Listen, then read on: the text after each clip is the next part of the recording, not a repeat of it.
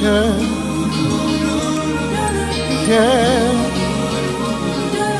yeah. Oh,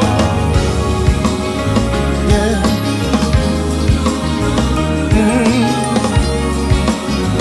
Yeah. Born and dead, saved by love, count my blessings from above. Though in darkness, have no fear. Light will shine on those holding near. They know that sorrow they will pass. For I know in this life there will be something. But remember that love, yes it will. Love will reign. Yeah. Love will reign. Yeah. In my heart, I believe it. Love will reign. Oh, yeah, yeah. Have a vision, it's clear and plain. People living life, smiling again. Oh, see the children, they know no pain. Far from pressure, stress and strain. Oh, sorrow, they will pass. For I know in this life there's gonna be some pain. But remember that love, yes it will. I know. Yeah. Love will reign. Gotta believe it. In my heart, I truly believe sun will shine again. And love, I can hardly wait. We'll all be together. There'll be peace, peace, sweet peace, happiness and joy forever.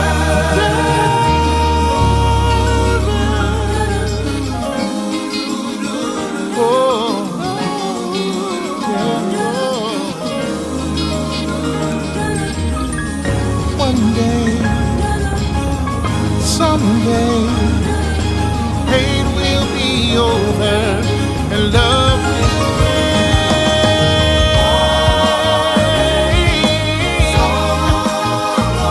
They won't last, for I know in this life there's gonna be some pain.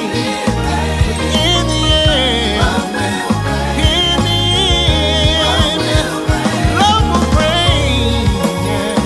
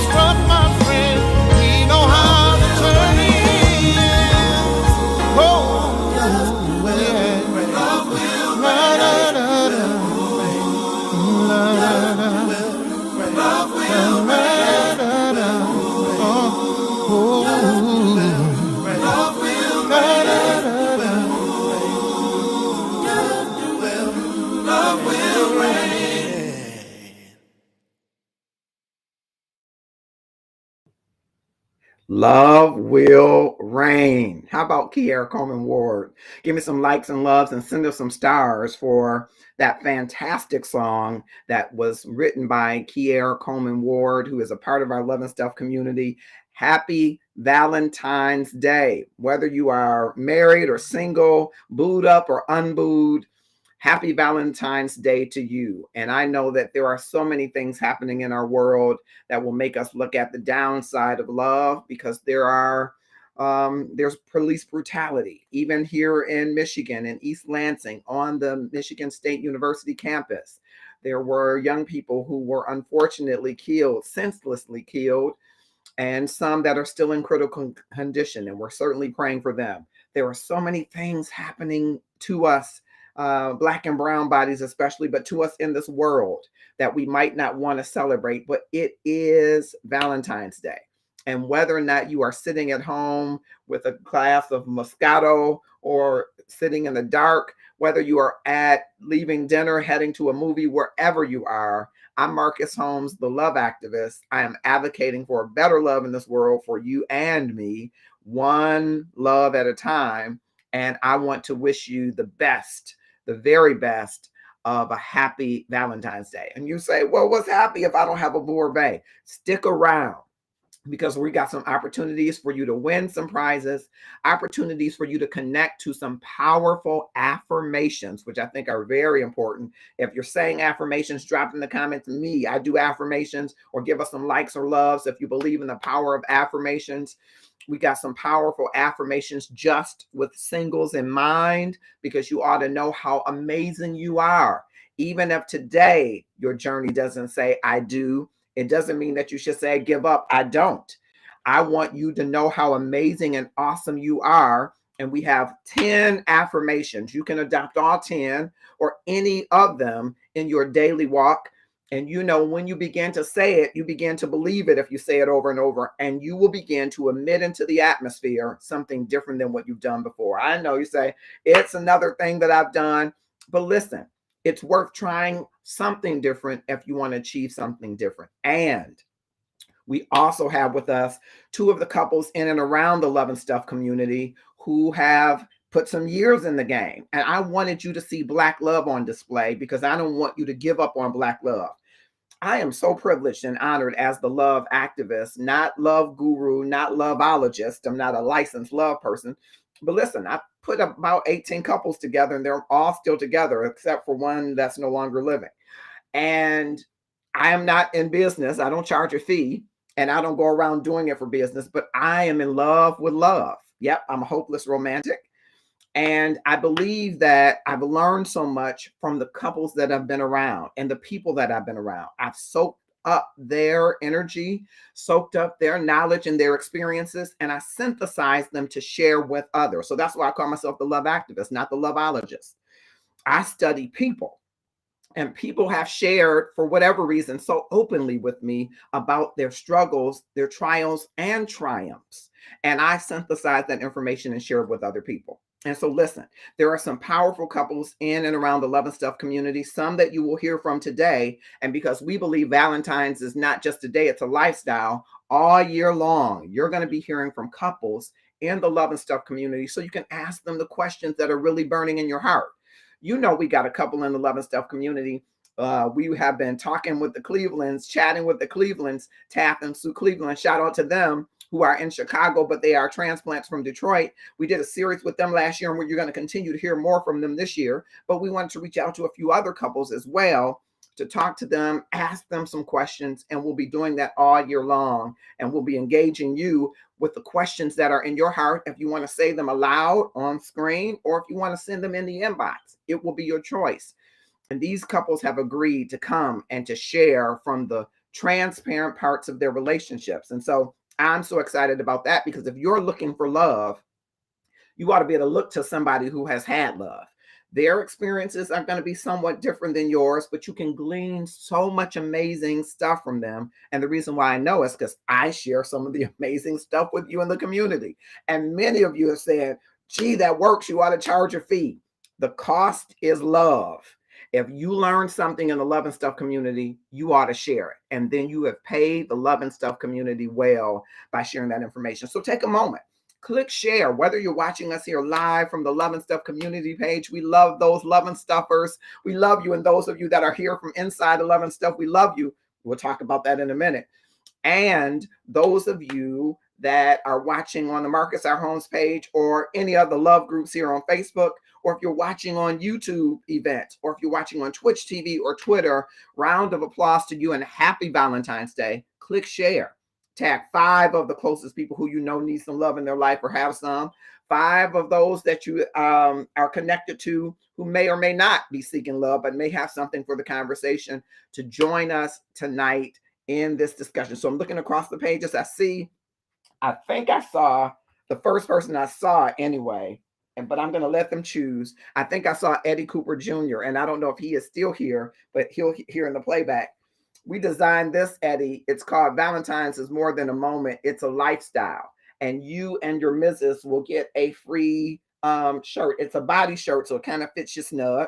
But you will get a free one. Let me know. Inbox me so I can get it to you. Congratulations to you and Carlithia. Happy Valentine's Day to you. I think you were the first person that I saw come in the room and on the live. And so I wanted to give that away starting out. So it is, and this is available and you get a chance to shop a little later. We'll go some live shopping opportunity, but you get to see it. Valentine, it's more than a moment. It's a lifestyle. Hashtag up your love game.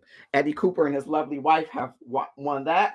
I'm going to give you an opportunity to win some more of those, as well as you'll have an opportunity. So click share. Of course, you got to win some Gratefulness Journey Everyday gear. And you got to win a Gratefulness Journey Everyday book if you don't have one already. And you got to win. I should have put this on. This one is, I've got a 6-pack. I just happened. It's still in the package. So this is one of our other Love and Stuff. And of course, you can get what I have on today. Let love spread like a pandemic. You're going to see that a couple times. Let love's power overtake us like we've seen in the pandemic. So there are many good opportunities. And I hope that you will click share right now as I'm looking across. Thank you so much. Thank you, Elijah. Elgin Cooper, Billy Wright, Antoine Peak, all of you click share. Mama V, Valencia, Edner, click share. All of you click share. And right before we go into a little bit with our first couple, I wanted to share a little bit of poetry. Now, I wanted to share some poetry from a Black author, and Antoine is laughing. Okay. And because it's Black history, I wanted to make sure we're talking a little bit about Black love. All right. A little bit about Black love. And I want to share a couple of poems too. And then I'm going to go into our couples and we'll get another chance to have some giveaways. One of the poems has a little language to it. So I want you to understand that it's by Isaiah Johnson. And I wanted to share this poem with you. This poem by Isaiah Johnson is entitled A Woman's Voice. I had a friend ask me what my favorite feature about a woman.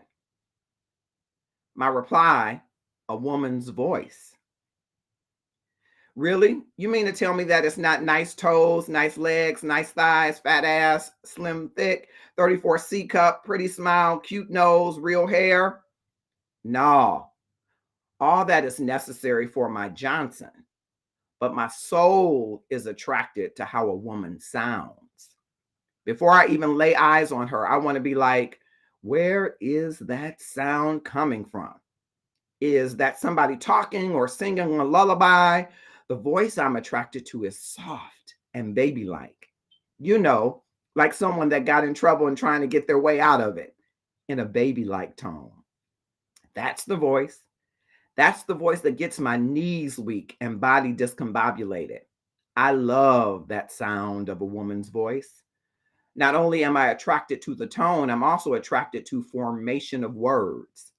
It's not what you say, it's how you say it. How you pick up the phone and say, hello, hi, hey, sweetie, or just a regular hello. On the flip, let a woman say my name with some sauce. You got me. Zaya, Isaiah, Zaddy, can Isaiah all over your Johnson? What? I love creative shit. And yes, you can. I know that is basic, but I love creative language. So far, when it comes to a woman's voice, I love the tone, formation of words, or word patterns. Lastly, when it comes to a woman's voice, I love when a woman can share some wisdom. What can you teach me? Can you teach me a different language? Can you teach me a word I don't know? Are you correcting me when I'm saying something wrong? Are you saying something that is feeding my spirit positively? You better not be smacking your lips using cuss words because you don't know any other words for a replacement. Always talking about someone else just out of pure hate. I don't like how that sounds. But all in all, I need that voice to be seductive. If a woman has a nice, seductive voice, you got me. And that is by Isaiah Johnson. There are some expletives in there in the memory of Herbert Holmes, and it's entitled A Woman's Voice. And I also want to share Jungle Love by Heather Hill. Your sweet nectar wraps around my senses like jungle vines, steady drums beating, your heart near mine. Your strong hands hold me suspended by my waist, just enough pain and strength against my supple skin for my taste. The musk of your sculpted body in the forest has me going wild, but yet the tender way you protect me reminds me of being a child. A safe familiarity with a strain of animalistic seduction.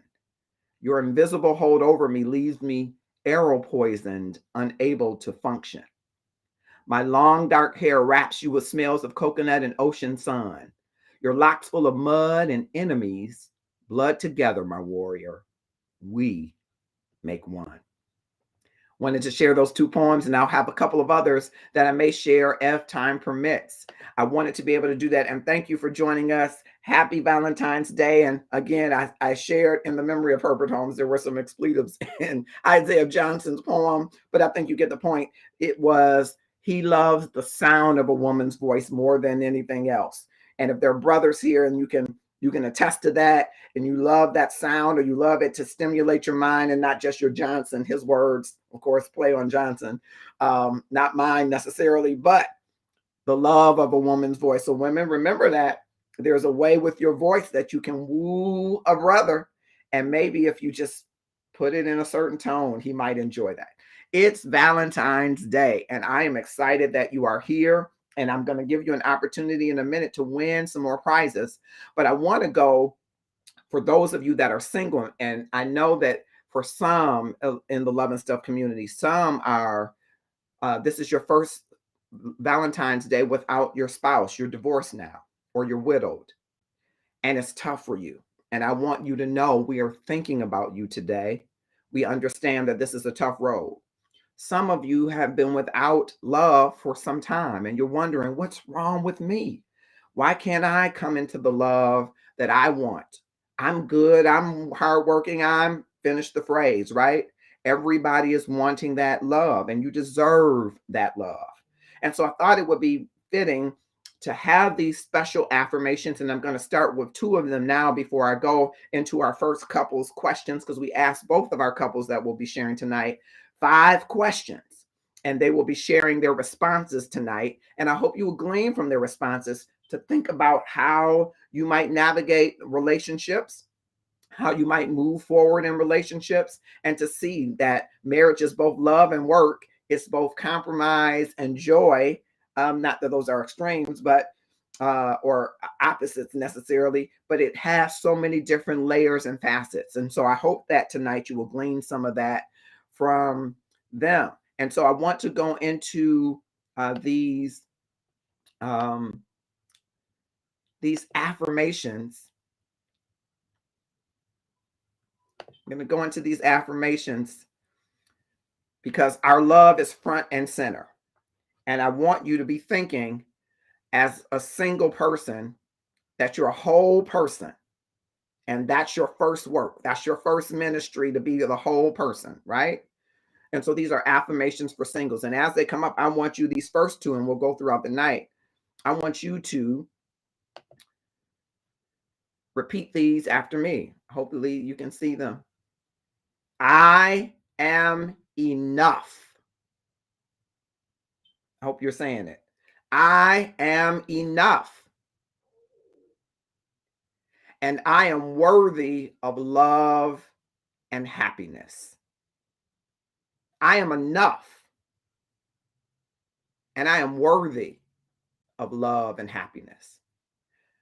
I chose it as an affirmation because I want you to begin saying it until you are thoroughly convinced that you believe it. I am enough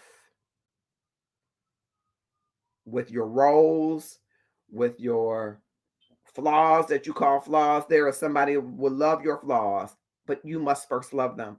I am enough. You are fearfully and wonderfully made. I am enough. Somebody is saying I'm more than enough. Somebody is saying I'm too much. Well, let's stick to this affirmation. I am enough and I am worthy of love and happiness. Thank you, Karen, and happy Valentine's Day and speedy recuperation to you. We love you much. All right, I'm enough and I'm worthy of love and happiness. Second one, today is a day to celebrate the unique qualities that make me a good partner. I was careful in my phrasing of this because I didn't want to say the unique qualities that would make me a good partner. You are a good partner with those qualities today. Could you be a better partner? Sure. Could we be better partners? Sure. But there is something unique about you. And there are probably many unique things about you that make you a good partner. Celebrate those today in your singleness. Celebrate today the things that make you a good partner.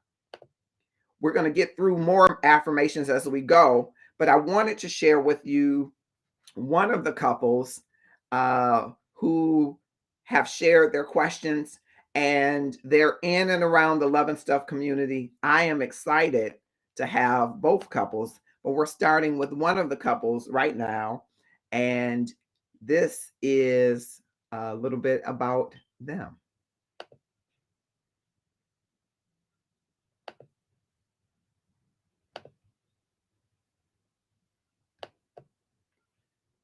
All right.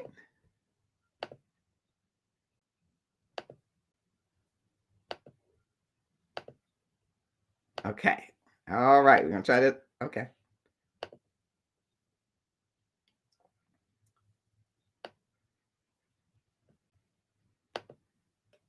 All right. Little technical difficulty. We will work it out.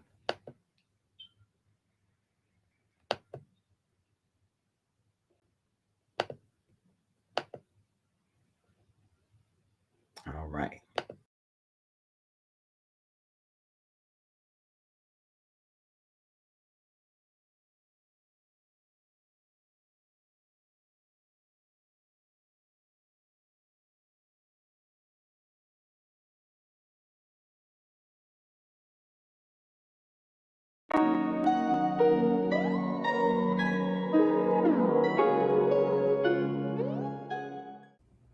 Hello, Love and Stuff community. My name is Jonathan. Hi, everybody. I'm Shalita Williams. All right, let's get to these questions. The thing that I love most about my spouse is. You want me to go first? Yep. The thing that I love most about Shalita is that she's such a giving and caring person, especially when it comes to her family. I love that about her. Protective.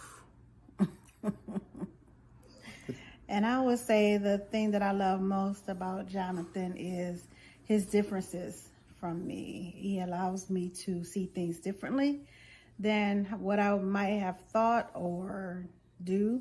And so it's nice to have a different perspective on life and on situations to come up with a better resolve. Yeah.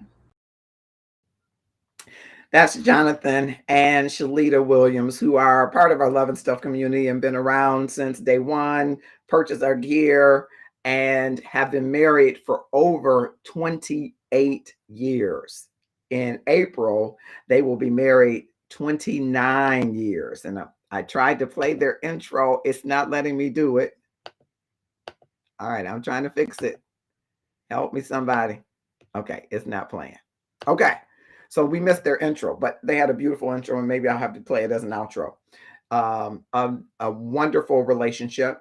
And so that first question is all around the thing I love most about my spouse. And so joining us, I see that I've got Estella Dawson, and I think Darrell, they should be joining me backstage. So I'll be looking for them momentarily joining me backstage. And while I am waiting for them to join me backstage, I want to, all right, it's letting me, okay, fantastic. Let's see. All right. I want to give you an opportunity because I think you just heard me, but you would have gotten it from the video. That was one of my things to win. So I want you to win this Valentine. This is more than a moment. It's a lifestyle. Drop in the comments. First person that drops in the comments and I see it. How many years did I say they've been married? How many years? Drop it in the comment to win one of these fantastic Valentine is more than a moment. It's a lifestyle. Now, fellas, if you don't want to wear this, you can certainly buy it for your leg. All right. All right. Karen beat us. Karen just nudged you out. Valencia just nudged you out.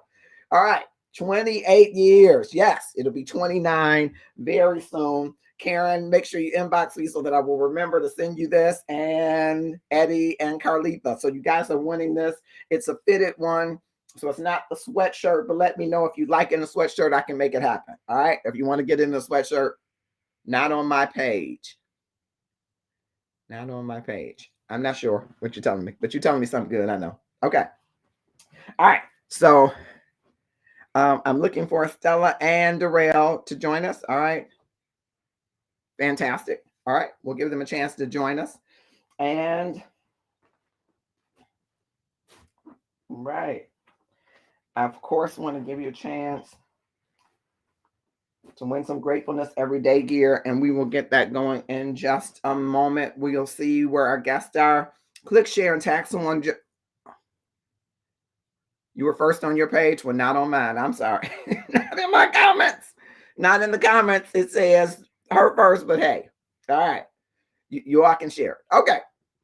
I'm looking for Estella and Darrell to join us any moment, and click share right now. Tag 5 people to join us, 5 of the more popular ones to join us. We'll be right back with 2 more of the affirmations and with our question. We want to hear Darrell and Estella live. They're going to answer live this very same question, and we're looking for them in a moment. It's love and stuff. I'm the love activist. I'm excited that you're here, and I hope that you will share this widely. We're going to go to someone that I saw in the room. We're going to go to the money coach. She is one of our partners here in the Love and Stuff community.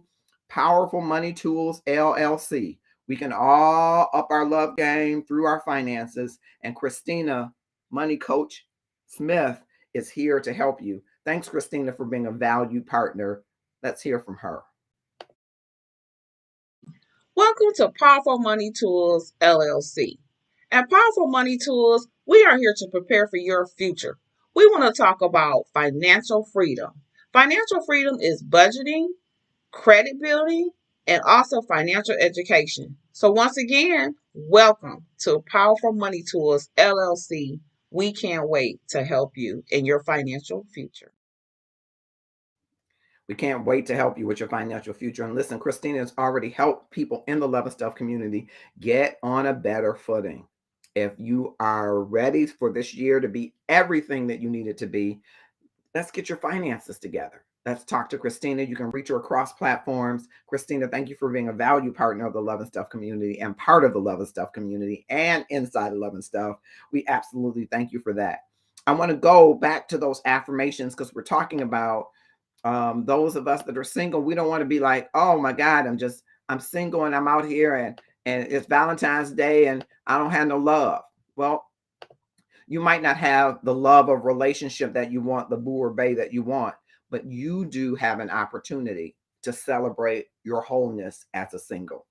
And every day, every single day, you should be celebrating it. And I want to bring to your attention some affirmations that you can have every day. When we finish toward the end, we will have a QR code where you can get a copy of these affirmations for free, and it will be emailed right to you. So we can do that at some point toward the end. But here are some more of those affirmations. So we talked about the first affirmation: I am enough and I'm worthy of love and happiness, right? And then today is a day to celebrate the unique qualities that make me a good partner. Okay. The next one that I want you to say: I am open to love and new experiences when the time is right. But for now, I am content in my own company. I'm content with myself, not complacent, because you're always working to better yourself. But you're going to be open to new experiences, but you want the ones when the time is right, when time lines up with the experiences. You're open for love. Your love is front and center. I am open to love. Repeat after me. I am open to love and new experiences when the time is right. But for now, I am content in my own company. Be open. You never tried oysters? I have a friend, she's like, I'm not eating raw oysters. Well, it's a new experience. Now, if it's a health challenge, that's something different. Oh, I'm not going to the opera. Be open to new experiences. Oh, I ain't going to the hockey game. I'm not going to sing. Take off these limits of I'm not. If you want love, be open to new experiences. Okay? Thank you, Mama V. Be content, not complacent. Don't switch those words interchangeably. Be content in your own company. Thank you, Mama V. Absolutely. You might have to make that a hashtag. I am content in my own company. Do you take yourself out to dinner? There was a time in my life that I would not take myself out to dinner. I had a really great friend who teased me because he said, "Hey, you need to go hang out with yourself." I said, "I do hang out with myself, but when I go to dinner, I want company." I've learned to enjoy that space. Of course, I'm a people watcher, so I'm never really alone. But I've learned to enjoy that space and be content with me. And I wish that for you. I will that for you. And then number 4, I choose to focus on the love I have for God, myself, and the people around me rather than on what or who I don't have. This is a powerful one to me because you can choose to focus on somebody or something that you don't have. You can pine after it, you can covet after it, you can run after it, you can chase it, you can try to tackle it, and it could elude you every time. It's a choice. You could choose to focus on the love that you know is sure, and that is the love of God. You could choose to focus on the love that you should be able to count on 100%, which is the love of yourself and the people already around you in your life, rather than choosing to focus on what you don't have. You don't have to look at someone else's relationship and focus on it. What they got, she got, see what he bought her, see what she did for him. You don't have that. And it's okay. It can be willed to you. You can will it with your words. You can bring it to you in time. But today, will you choose to focus your love, consideration on God, yourself, and those that you've already been blessed with in and around your family? I choose to focus. Repeat after me. I choose to focus on the love I have for God, myself, and the people around me, rather than on what or who I don't have. It's a powerful, powerful statement. And I hope you will make it a statement that you will choose to say each and every every day. All right. I'm looking for our guests. I don't see them quite yet. I'm going to keep moving to question number 2. Okay. I don't see them yet. I'm going to keep moving to question number 2. And just before I do that, of course, I want you to have the opportunity to hear from another one of our partners, June Rochelle Eaton, who brings us fantastic opportunities, ladies, for clothes, boutique, dress, bridal gowns, all of it. We're happy to be in partnership with June Rochelle Eaton and Detroit Couture. Hi, my name is June Rochelle, and I own Detroit Couture. We are a fashion-forward women's boutique, and we offer friendly sizes from small all the way up to 3X women's sizes, very generously fit, very great quality. I actually have on one of our pieces today. It's called the Cuffed Up. It's in gray, burgundy, and black and olive, and it actually has a lot of stretch and give. So listen, in this time, we try to make sure that first of all, it's quality and customer service that we offer our clients. And I'm so glad to have this opportunity to share with you. So go and visit us at DetroitCouture.com. DetroitCouture.com. You will not be disappointed. The many wonderful pieces that she has. June is very creative, and we have other businesses in the Love and Stuff community, and we want to pitch your business as well. We want everybody to support everybody.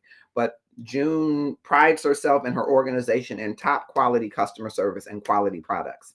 Ladies, you will do yourself well to go to DetroitCouture.com. Thank you, June, for being a valued partner with us. We're going to continue to move forward as we're looking for more of our guests to join us for our second question with all right, looking for our guest. Our second question with Jonathan and Shalita.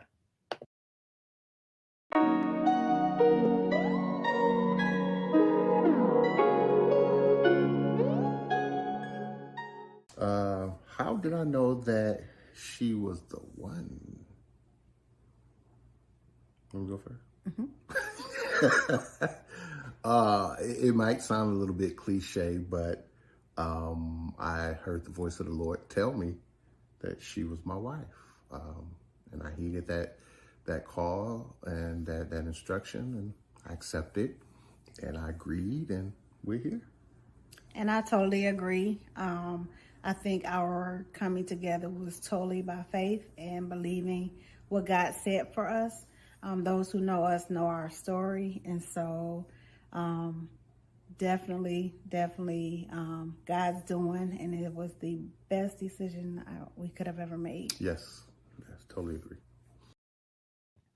I think it's amazing when people have been together for 28 years and going on 29 and saying, being with this person is the best decision that I've ever made. Following the faith and hearing the voice of love, hearing the voice of God saying, this is the person for me. Feeling a confirmation, walking in that confirmation by faith, and never regretting that decision is awesome. I believe every single will want to have that. And so it goes to one of those affirmations about choosing to focus on the quintessential love. Getting the proper focus. Getting the proper focus helps you to be in the proper position to hear what love is saying to you. It's a song I love that says, love is calling, constantly speaking to your heart. Won't you listen? Please listen, right? And so getting in that proper position takes us to that affirmation about focusing on what you choose to focus on. Helps you get in the right position. That's tough to say because you're seeing couples just having a wonderful time, and as far as you know it, they are smashing the game, right? You're seeing them wine and dine and enjoy each other and travel and have children and have fun, right? And it's what you want, but you don't have. And what I'm challenging you to do in this affirmation is don't put your focus on that. Doesn't mean you don't see it, doesn't mean you don't acknowledge it, and certainly doesn't mean that you don't celebrate it because you want to be happy for others. But you don't want to focus on it, that it throws you off of the focus of faith, that God has something for you. He knows the plans He has for you.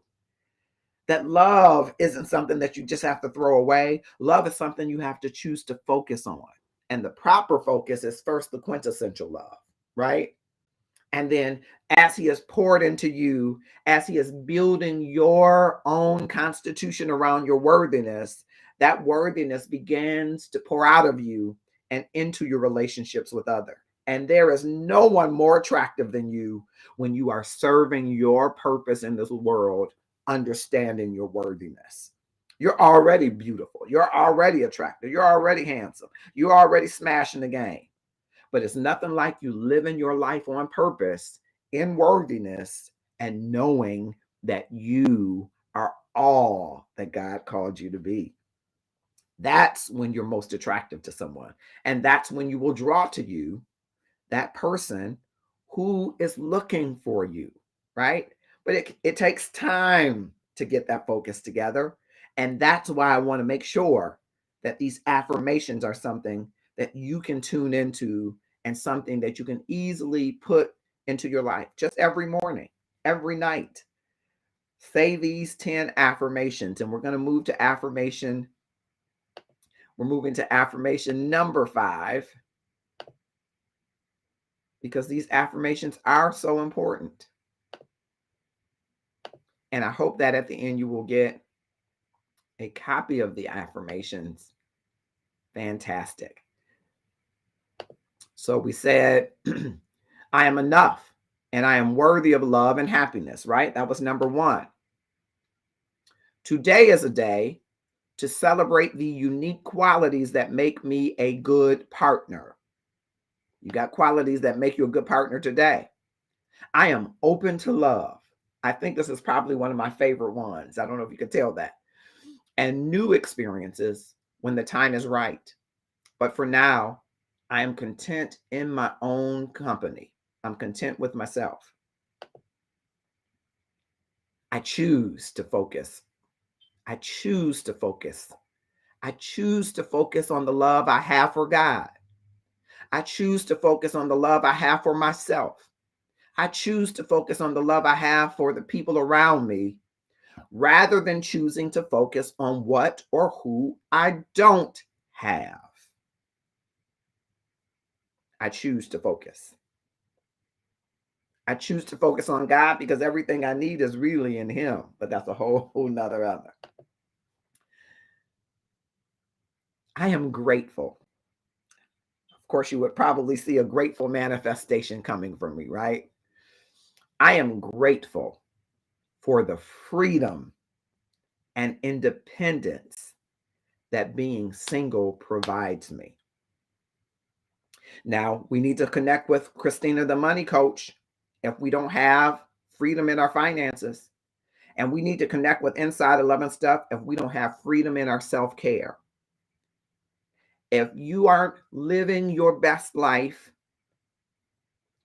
walking in an independence, saying, I need God, and I'm codependent on Him, I'm dependent on Him, and I have an interdependence with my community, but I have an independence that I am wholly a unique individual standing on my own and enjoying that freedom and independence. I'm not beholden to fill in the blank. And there will come a time for that, right? But today, enjoy if you can. Jump up and just go to the gym, and you don't have to feed anybody to get them ready. Jump up and have meditation time, self-care time. Whatever that level of independence is for you, be grateful. Be grateful that you can be a whole person and be free and independent. Say it after me. I am grateful for the freedom and independence that being single provides me. Thank you for joining Curtis Mobley, Patricia Taylor, and all of those others that are. Click share and tag 5 people to join us as we're waiting for our guests to get in here. All right. And then I'm going to number 6. I am committed to taking care of my physical, emotional, and spiritual well-being, knowing that this well-being will attract positive experiences into my life. And I'm going to double back to these, but I want to share this quick story that someone was sharing with me on their self-care journey. Sometimes on the self-care journey, if you're not on the self-care journey, I invite you to join Inside Love and Stuff. It's a group inside Love and Stuff. And really, I try to provide information around the 12 different foci, the different focuses that happen throughout the year in this group. This month is around healthy eating. It's really eating to live instead of living to eat, right? Enjoying the food, but giving yourself the nourishment that your body deserves.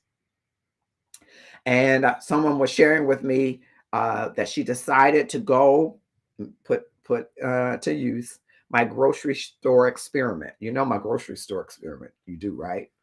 You go to the grocery store, ladies or guys. Ladies, you go in the summer with your sundress on, or you go with your leggings, the nice clean ones, with a shirt to cover all of your goodness and mercy.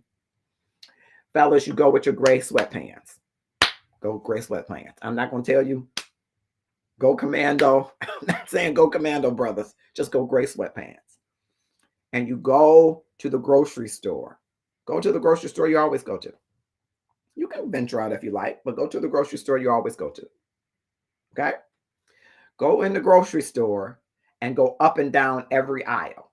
And I'm big as a life coach about networking. So you never go into a space and stay by the door. Even if there's something that you want at the door, explore the store. Go all through the store, every aisle, if you have time.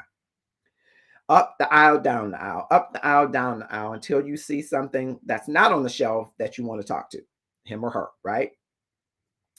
And you go and pick up a product, a melon, maybe if you're in the produce, and say, excuse me, just like Isaiah Johnson said, excuse me, like the sound of a woman's voice. How do you know if a melon is ripe? Now, don't get something suggestive, ladies. Don't grab a banana and say, excuse me. Don't be suggestive, right? But grab something that you can start a conversation with and start to ask those questions, either the 36 questions that lead to love if you have time, the questions that lead to immediate friendship, inbox me if you need those links, and begin to start a conversation. So she decided, I'm going to do that. I'm going to the store, but I am going into a section of the store that I never go into, which is the organic and kind of healthy stuff, because she's trying to get some healthy stuff as she's walking this journey in this month of February, all about healthy eating. She goes and she said, I'm going to get me some organic avocados. Well, let me tell you, down the road was more than an avocado. And she went down the road and she saw this gentleman and she freaked out at first saying, okay, what do I do? What do I do? She had to get her composure and get it together. So she left the aisle and she came back down the aisle. Left the aisle, came back down a couple times. And she went right to where he was near the avocados and he spoke first. He didn't waste a second. And she said, you know, I normally don't come in this section. I'm trying to eat better. And he says, I'm trying to eat better too. My name is. And you'd be surprised at how easy it is to have conversation around food. Because you know what you like, you know what you don't, you know what you're willing to try, you know what you won't. And then you might say, I've never tried that, but I'd be open if it was prepared the right way. It's a way to have conversation. And so I'm excited to see where it goes. but you got to be open, right? You got to be ready. You got to be willing, maybe, to do something slightly different than what you've done before. All right. I'm going to keep it moving. I'm waiting for our guest. All right. It's 7:45. Okay. And so I want to share briefly. I have some more Black poets that I wanted to share from. We shared earlier, and I suggest you get those: Jungle Love by Heather Hill and A Woman's Voice by Isaiah Johnson. A little provocative, but not really. And this poem by Nikki Giovanni, And I Have You. Rain has drops, sun has shine, moon has beams that make you mine. Rivers have banks, sands for shores, hearts have heartbeats that makes me yours. Needles have eyes, through pens, though pens may prick. Elmer has glue to make things stick. Winter has spring, stockings, feet. Pepper has mint to make it sweet. Teachers have lessons, soup du jour. Lawyers sue bad folks, doctors cure. All in all, this much is true. You have me, and I have you. I love that poem.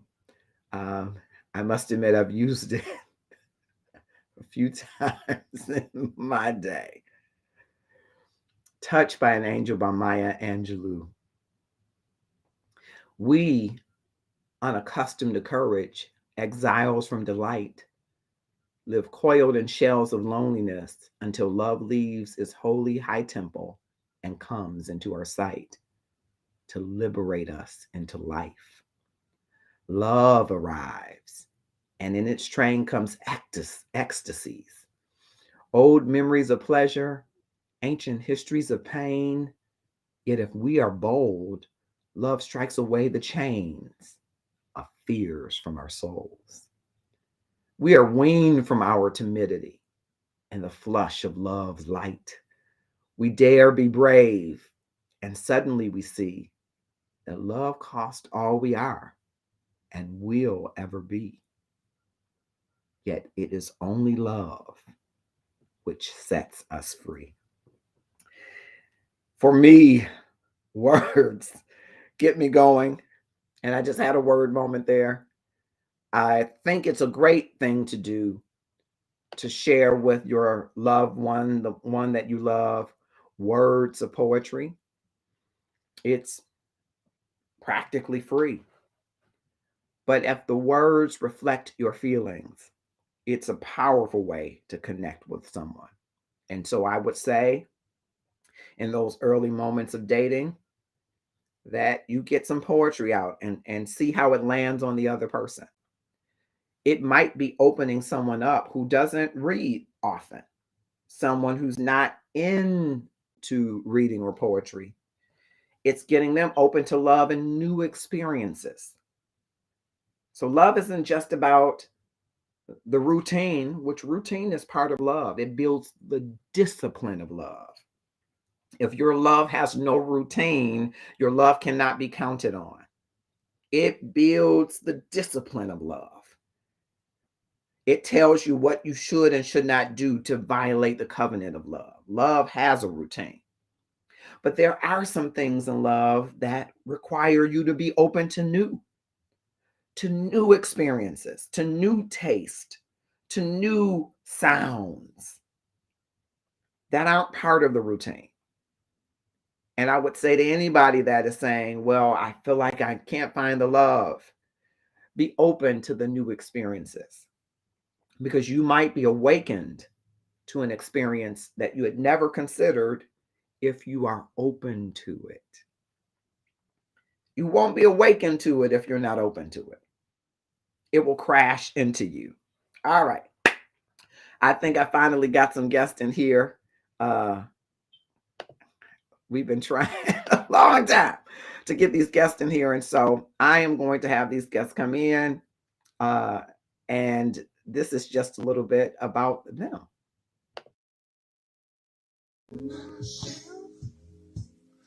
think about loving you. You are my to me rights. Yes, you are. Spiritual song in the night. Special part of me. My ministry. Yes, I like it. Lay my hands on. Oh Lord. Hey, everybody. You're feeling blue. Sing the song. Speak the word over you. Know just what to do. All right. There to You don't know all the words, so. do you? Hey, Love. everybody. And so I'm bringing on Darrell and Estella, one of our favorite couples. Here they are. Finally, we got you on. Wonderful. Finally. Yes. Finally. Finally. So thank you both for being here. And I had to play that clip because I thought it was adorable. So I snatched that clip and I said, it's adorable. I wanted to ask this question before I go back to double back to some of the questions. And I'll give you a second if y'all can slide into each other a little close because I'm close to each other. There you go. Slide in so I can see you. Darrell, you have this look when you look over at her in this clip. And I'm wondering, Estella, was that the look that he had when you first met him? What was that look when you first met? Because Darrell, you look over at her like, girl, this camera on. That's the look that you got on your face, brother. That's all I'm saying. So, The first time I think yes, as a matter of fact, because it just came back to me, the very first time I saw him looking at me, I looked at him while he was looking at me, and the truth be told is he had that look, but I want you to envision sitting in the pulpit with that. Yeah. And the more I came up the aisle, the less he could see me, so he did not know it, but he started doing this. So he did have that look. And so I'm so blessed that, 20 plus years later, he still has that look when he looks at me. I appreciate that. And I was just going to ask you that. How long have you all been married for our listening audience for them to know? When did you get married? And tell us a little bit about that. So we like to say that it was so nice we did it twice.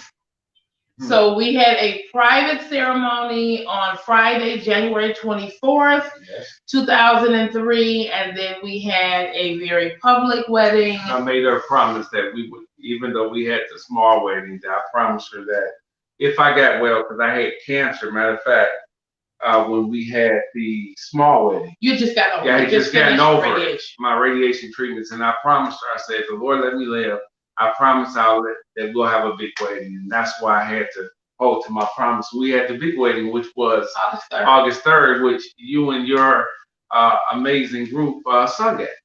So 20 years we've been married. 21 years and maybe a few months we've been together. Yes. Wonderful. And so I'm going to go to our questions. Thank you so much to catch us up on the questions. The first question that I posed was, what's the thing that you love most about each other? What's the thing you love most? The thing, well, it's kind of like I'm going to say two, I'm going to repeat the two, is she's very sexy and beautiful to me, 20 plus years later. But what I like, one of the things I like most about her, Brother Marcus, is that she's very supportive. And for me as a man, that is very important because I was, I've been married once before and I did not have that. So she's very supportive, and being a man, because she's so supportive of me and the endeavors that I embark upon, I feel like I can conquer the world because she's beside me. So that's what I like most about her. Okay. I love it. And Estella, what do you like most about him? What I like most about Darrell is the way that he loves me. And so I don't necessarily mean actual physical actions or doing things for me, but his actual love coming from his heart, just powerful way that he loves me, unconditional. Um, I had a bit of a challenge in the beginning because he would just straight up look at me and be like, I hear what you're saying, girl, but do you realize in my eyes you can do no wrong? And I was like, no, I can, and I probably will. No, you can't. It's not possible. And I was like, what? But so we have a balance 20 years later, and he knows that I can, but it's just so powerful, his love for me. I've never had a person in my life that when he tells me that he loves me, he goes beyond words. And so that's Wow, that is awesome. Awesome, awesome. And the next question is, how did you know, both of you, that the other one was the one? How did you know she was the one, Darrell? How did you know he was the one, Estella? How did you know? Well, I was praying. A matter of fact, I was asking the Lord for a wife, and she had her face had came to me. missing a part. Oh, He I'm was sorry. dating I'm another sorry. woman on and Well, off. I'm talking about well past all of that. But when we started talking, I knew that just as friends, the Lord had told me the one for me. Oh. So I knew that. This was way after I was dating. They make it clear. I like to say I was dating the counterfeit. The counterfeit's going to always come before God brings your gift. All so right. I was dating the counterfeit. But then later on, we started dating. The Lord did reveal it to me in prayer that she was the one because I was praying and I told God that I knew I was going to get married again. And I asked God to show me the one that was for me. And he showed me her. And we wasn't even dating then. We were not dating. In fact, Marcus, he asked the Lord if she's really the one. I don't have a way of reaching her. Let her show up. And the next day, I think I walked in. Yeah, that Sunday you walked in. You sent me after him. You said, Brother Marcus told me. That's not quite how I sent you out, but I did say I did send you looking as the role in the ministry was to recruit. And an awesome recruiter you were. You recruited for yourself. You're a fisher of men, literally, right? And so you went out and you met Darrell, and wow. So how did you know he was the one, Estella? So I knew he was the one when the Lord told me, but the Lord had to tell me 3 times. I'm being honest. He asked me to be his girlfriend, and I said, I do have feelings for you, but I absolutely cannot be your girlfriend because I don't know you are supposed to be my husband. And I looked at my girlfriend and decided I had no idea what I was doing. So I said, in my 30s, at this point, before I commit to another man, the Lord will have already told me he is my husband. So the Lord told me twice, and I act like I didn't hear the Holy Spirit. La la la la la. It was not anything to do with him. It was everything to do with me because a part of me didn't think I was ready for that.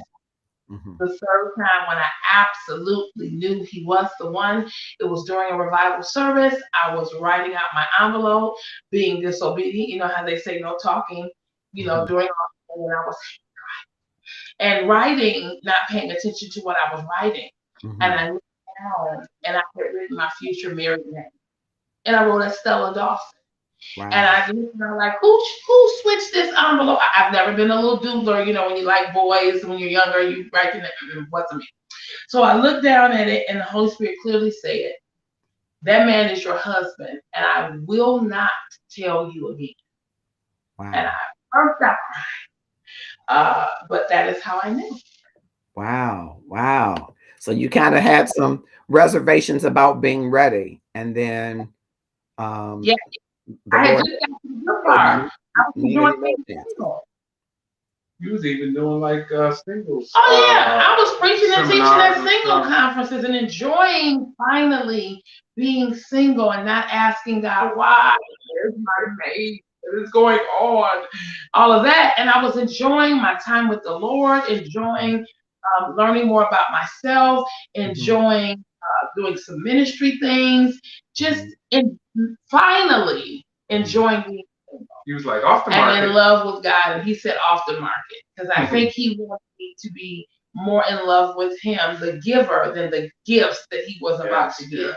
So once I got to the good part of being single, the Lord was like, "You off the market, girl. Have a seat." Wow. All right. We are talking to Darrell and Estella Dawson, over 20 years of love. As you can see, the love is evident. And I am going to go to our third question from Jonathan and Shalita, and we'll be right back to them.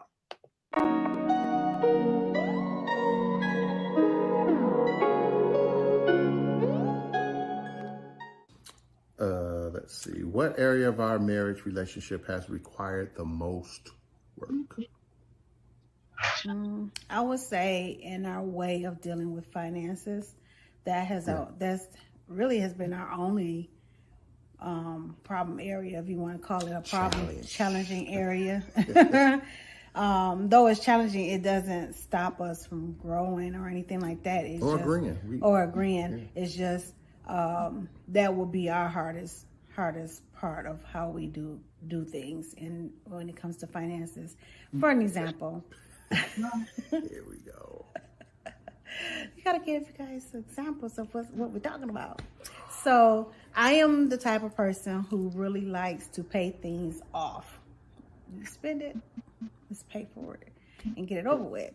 And hubby likes to make minimum payments. Not minimum. Or just the payment. He pay on it. He does payment plans or pay on things, and I like to see things checked off. Little chunks. Yeah. And I like putting more on something to make sure it's off faster. So that's where we differ.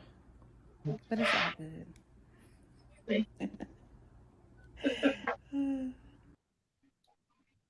So I want to ask you all the same question. What area of your marriage and relationship has required the most work?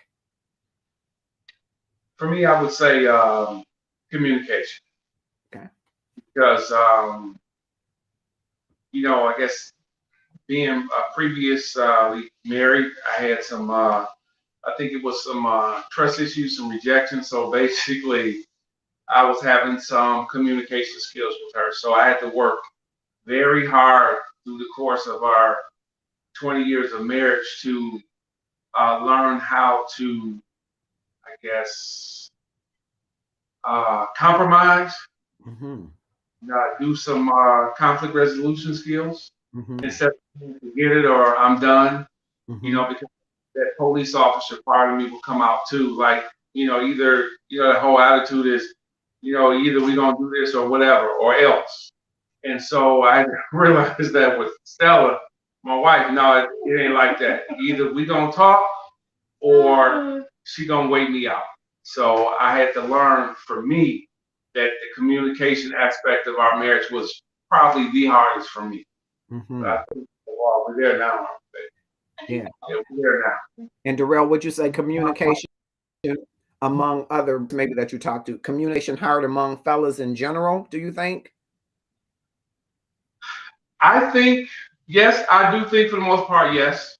Some gentlemen that, brothers that I've talked to, white and black, I think it encompasses all nationalities that we as brothers. I think it has a lot to do with the manly side of us, maybe that, or society, or, if you give in, a lot of people society want to classify you as being weak. But I realized that, hey, I love her. I love her. I love our, what we have, our marriage. And guess what? I'm willing to fight for it. I don't care, what society says about it or even what they call me. I will be a Christian for her. So that's where, that's, I know I'm not a Christian, but I'm just saying that if I had to go to anything, when you love someone or something, you fight as hard as you can for it. Yeah. And so what advice would you then give to brothers who might be looking to get married, who are single now, about compromise and communication? I would let them know that you're gonna have to compromise. In marriage, it's going to be give and take. The people that say, it's 50-50, no, it's just going to be sometimes where it's not going to be that. We would love for it to be 50-50, but sometimes it may be 60-40.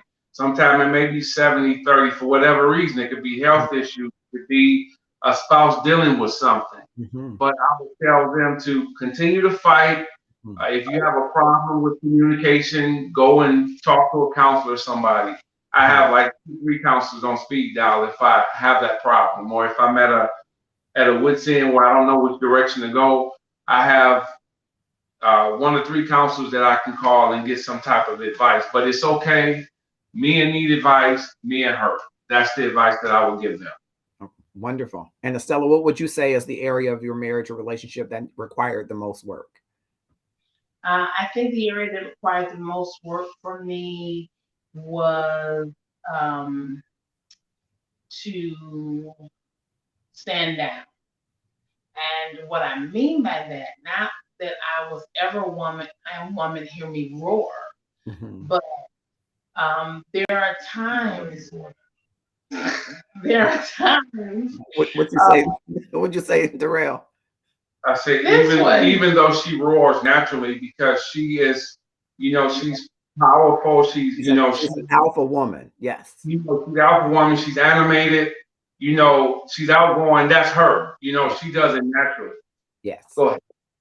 To say no, but because I did not marry until I was in my 30s, I was so used to doing things for myself. If they were going to get done, I had to get them done. So that was a process to be able to stand down and realize I was not alone anymore. And I had someone that was there to be my protector and provider and things of that nature. So it's okay to let him do it and realize he may not do it like I do, but my way is not the only way. So that form of standing down, and then when you love someone, you always want to protect them, right? You want to see them do all those things, but you want to protect them against people, places, and things that don't do them good. There were times when I wanted to protect him, even though he's my protector because of how much I love him, but the Holy Spirit would make me stand down and say things, be more in prayer. And so you don't want to see your mate be attacked. You don't want to even see them go through things that they might have to do in order to, but you have to sit down because your interference could hinder the growth and cause all kinds of things. So just learning to stand down for whatever the reason. I got the tap from the Holy Ghost to you gotta let it ride. Probably my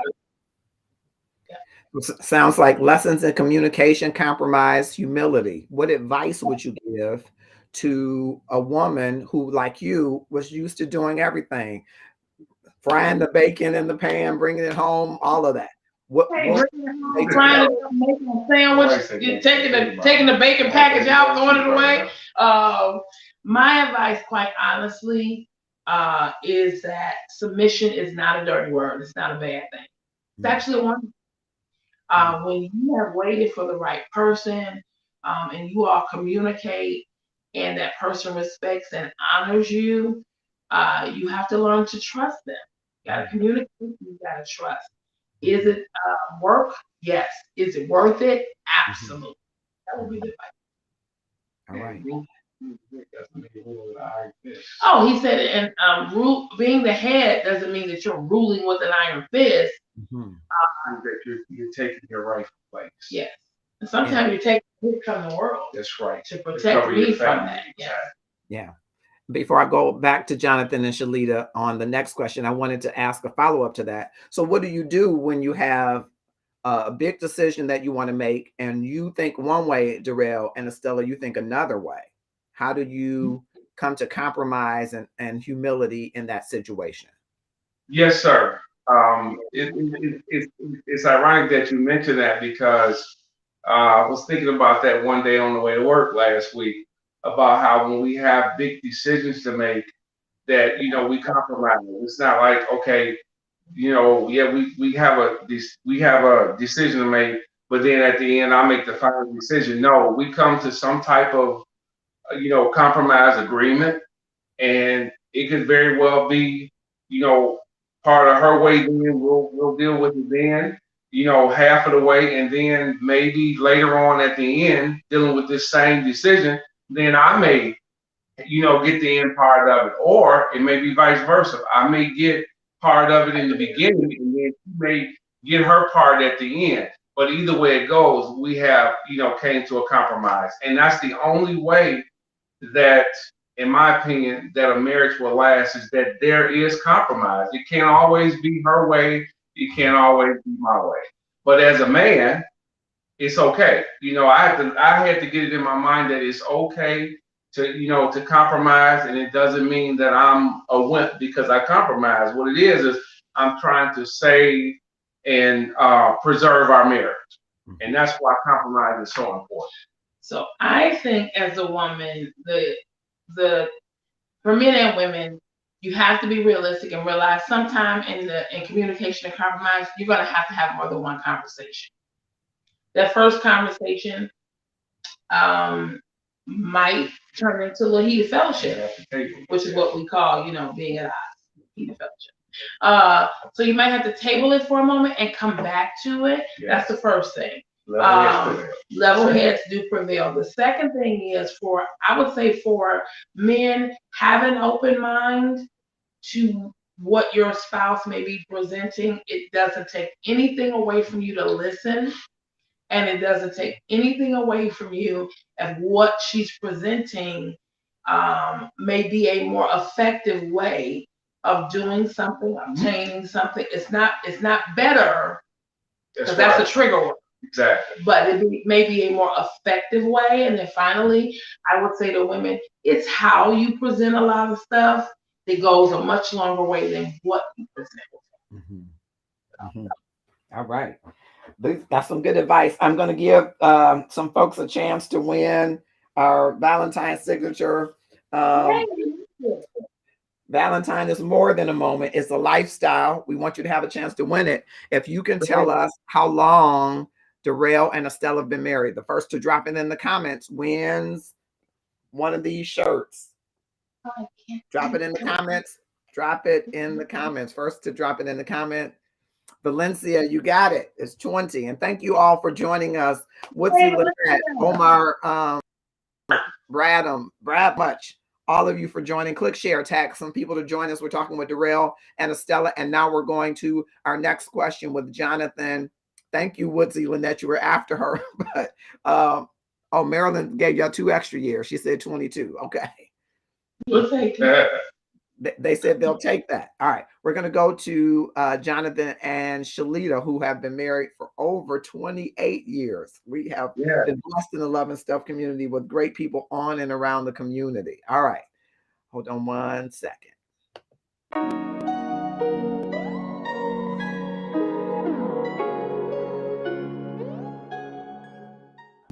What has been the hardest challenge that you had to face? I'll answer that one since you started.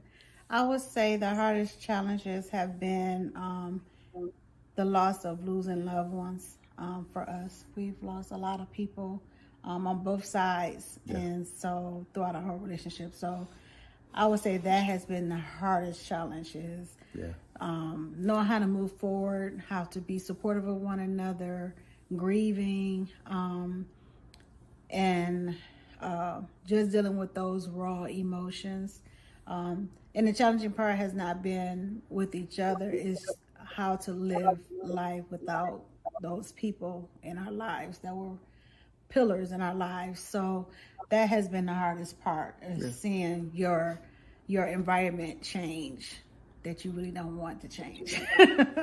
And we give each other grace and allow, and encourage each other to be in that moment.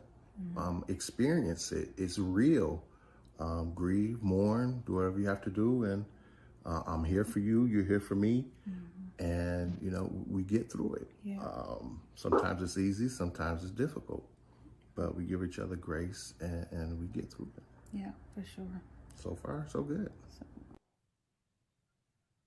That was Jonathan and Shalita Williams, who've been married for over 28 years, on how they handle the hard challenges in their life. We're talking with them and with Darrell and Estella Dawson. In our series all year long, we'll be talking with couples throughout the year, but we wanted to, in the month of February, Black History and Love equals Black Love. And so we wanted to take a look at Black love as we move throughout this month, but we'll also continue to bring other couples into the conversation throughout the year because many of the singles have asked questions that they want to be entertained throughout the year. And we're excited to have Darrell and Estella, who you can see are just loving each other in the back conversation. I'm loving Right. it. It's like your mic is on. Your mic is on. I said that. He talking about he loves my lips and the outline and yeah. Yeah. And so that's not a part of the script, but Darrell, I have to ask because this same, I'm going to call it the same flirtatiousness you have had from forever, from the first, I thought at a point in the wedding, we were just going to have to all leave out because you all weren't going to make it down the aisle. I thought we were going to be singing, I never seen it. And we literally, we would be singing it. Yeah. Yeah. So I want to ask later, it's off script, but I want to ask, how do you keep that going? How do you keep that in a relationship, that love, that giddy part of the love? I call it giddy because there's a way that you look at Estella that makes her blush. And how do you keep that going after 20 years? I think people who are single will want to know that. It's good. It's good hope for us, right? Yeah. Because you don't want to look down the road and say, is this all that there is? You want something to be there, right? And so that's exciting for the folks that are single that will be coming, and we'll invite you back with the other couples as well to answer their questions. As I will imagine, as we get throughout the year, they're going to be asking more transparent questions. Yeah. All right. So what has been the hardest challenge that you all have had to face? And I see a couple questions in the comments already. What's the hardest challenge that you have had to face? Okay, for me, Brother Marcus was the house. I've been wanting to get my wife a home for, I would say, at least 10 years Mm-hmm. and over 10 years. And we're at 20 now. And I thank the Lord, we just was able to get one. We closed, 2 weeks ago? Not quite. Almost 2 weeks ago. But because my credit, it was always something either with my income or my credit. And I always tell people that I've been saying it a lot lately because my credit is in a beautiful place now. But I said it was a time where I couldn't even charge a a um, a pack of water. My credit was literally that bad. And they wouldn't even let me charge to get a 40 pack of water. But that has always been an issue for me because they would always tell me, no, you don't make enough, your credit's not good enough. And that was very hard for me because I wanted to get my wife, I wanted my wife to have a home. And I felt like, as a man, I felt like a failure that I had failed in that area because I didn't have to give her a home. So that's why, we always had, nice apartments. I would always get, like, say if it was a 3 bedroom or penthouse apartment, that's why I was always get her the best of what the apartment complex had to offer because I couldn't buy her a house. And so now it's like, since I got the house, I'm like, Lord, let me be here to enjoy it with her because I don't want God to be like, okay, you got the house, now boom, out of here. So, so I'm thankful for that because as a man, I wanted my wife to have her own home. I wanted her to be the lady of her home. And so that we have that now, I feel like that's something that the Lord has allowed me to accomplish as her husband. Awesome. Awesome. And Estella, what would you say is the biggest challenge that you have faced? I think the biggest challenge that I faced, hands down, was the sickness in 2019. Um, it's a twofold. It's sickness of 2019 because he was admitted to the hospital every week before straight. He had 2 emergency surgeries. The last one, he it took over half his life. So while we have a extreme faith in God, and we've gone through some things, that was the hardest thing to go through and still carry all kinds of things out. And emotionally for me, though I didn't share it with people, was probably the hardest challenge. And so someone else has joined the room that you can't see. It's our 14-and-a-half-year-old. And when you said the hardest challenge, this fella said this. And so, he might have been half joking, but honestly, the hardest challenge I think that I've had to face is Darrell and I finding a middle successful ground in parenting because we have such different views. Yes. Has probably been the biggest challenge. So thanks, guy who just walked in the room, because I forgot that almost. And I want to explore that because Marilyn Nelson Hamilton asked, do they have children? And so I want to explore that for a second. Tell us about your beautiful children and tell us about your parenting styles. What's different? Okay. We have a 24-year, he's 24, right? No, 25? He's 25. 25-year-old son, Darrell Jr., from a previous marriage that is my first little sweetie. And then we have a 14-and-a-half-year-old Joshua, who is my youngest little sweetie, and sitting here making a face like I ought to be saying my best little sweetie. I wish y'all could see this. And then we have a little lady, yes. So the grandbaby that is three now, Claire. And so our parenting skills are different in a nutshell in this respect. I am a firm believer of all the things that I learned growing up that were taught to me. So I have it all, but I also, because of extenuating situations, I learned to try the Spirit by the Spirit. I've learned to listen to the Holy Ghost because every child is different. And even in their differences, they change and they grow. So what worked on us may not be the best effective approach for Darrell Jr. or for Joshua. And Darrell is more like this is what they disciplinary. Yeah, and this is what they did, and it worked for me. And so this is what I'm gonna do. And a lot less tailoring it to each individual child because they're just that, they're individual. So but then when I look at it, I realized that it didn't work. Okay, I wasn't gonna be the one to say that. In a lot of ways, it damaged me. Yeah. And so, and you needed to kind of change I needed to kind of change the way that I do. Might have encountered. Yes. So I think we all do. Yes. But we forget some of that. It's kind of like when people say, "When I grow up, I am never going to be that kind of parent," and then you look up and you're the exact same kind of parent in a whole lot of ways, and it's almost like, "Oh my God, is my mom in the room?" It's like that. Now, do you think it would be different if you had two girls?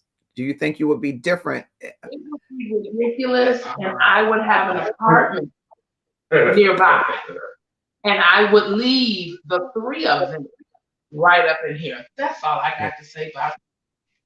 Would it be different, sir? If it was two girls instead of boys? But you're taking your time for it. He would spoil them rotten. He would spoil them rotten. I don't know because I love. You know what? I probably would. Because she is a young lady, or as my mom say, they are little people. She's a young woman, and I probably would be, I guess, a little more careful as far as probably wouldn't want to discipline her because she's a girl, and I probably want my wife to do that. But I probably would be maybe a little different with her because the way I feel about it, even though I only have a granddaughter now, but I feel like that a young lady's first example of a man is their father. So I wouldn't want to hit her, and I probably wouldn't want to yell at her because she is a girl, and I probably. But you would hit. But you have hit your sons. You have whooped your sons. I've disciplined them. Yes, I have. On a few occasions. And when you say discipline, I don't do it. When you say discipline, like Josh, I can't even tell you the last time that he has had been disciplined by me. Okay. It's been a minute. And when you say discipline, You mean whoop? Do you mean whoop? Yes. Okay, I just want to. Like And so I crazy. think I'm understanding you to say you would not whoop your daughters, though. I probably would not. And Estella, would you whoop your daughters? Do you think I would whip my daughters? Yes. But Okay. did you whoop your sons? Joshua, did I whoop you? Yes. He probably want to say, "What's today?" I might have got one. Okay, I just thought I'd ask. We're going to go to a quick break, and I'm going to come back. We're going to get a few more of these affirmations. And the last question, we're talking to Darrell and Estella Dawson, who you can see are madly in love after 20 years. And we're excited to talk more to them. Drop your questions in the comments, and don't forget to click share now. What you wear says something about you, about who you are, what you believe, and what you stand for. So here in the Love and Stuff community, we wear the brand that we live, and we live the brand that we wear because we love the brand. It's all about increasing the amount of love in the world and upping our love game. And if that's what you're about, you should wear it too. We're about living the brand we wear, wearing the brand we live, and loving the brand. You are watching Love. You're here with Darrell and Estella Dawson, along with pre-recorded content from Jonathan and Shalita. Both couples have been married well over 20 years, one close to 30, and we're gleaning from them as we celebrate Black love. And I want to go back to these affirmations really quickly, because we started with the affirmations for singles that you can share every day. We walked through the affirmations, and we're up to number 6, I believe. Number 7. We're at number 7. Another affirmation that you could speak every day. Today, I will treat myself with kindness, compassion, and understanding. I want you to repeat that after me. If you're watching, wherever you're watching from, whether you're here with us on Facebook, on Twitch TV, YouTube events, or Twitter, today, I will treat myself with kindness, compassion, and understanding. Number 8, I am proud of who I am and what I have accomplished. And I know that I have so much to offer to the world. This is one of the affirmations, again, where you're not focused on what you don't have in relationship. You focus on who you are and what you do have and what you have accomplished. So you're building up that worthiness. It's one of the 8 that you should certainly include in your day. And here is number 9.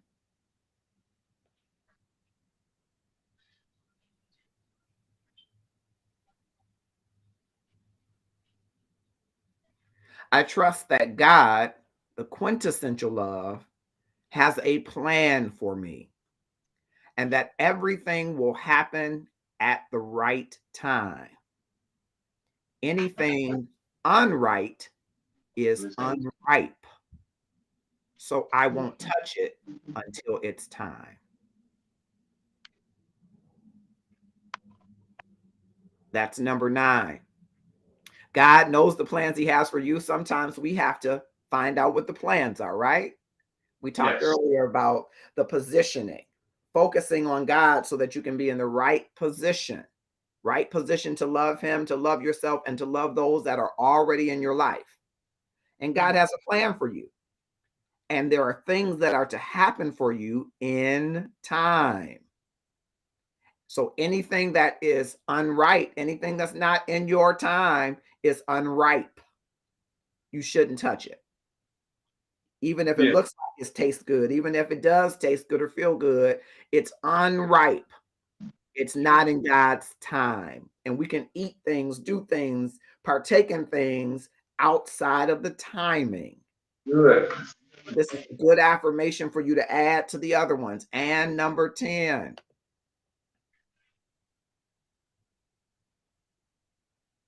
Today, I choose joy and gratefulness. And I am excited to see what the future holds for me.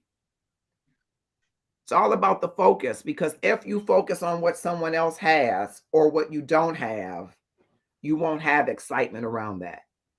you can be lost and locked into depression, but choose joy and gratefulness every day and be excited to see what's next.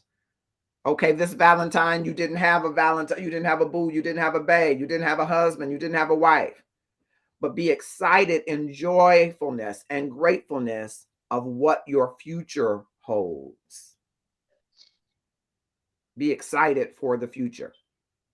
So you should be repeating these. Now you can take all 10 of them if you want to do them every day.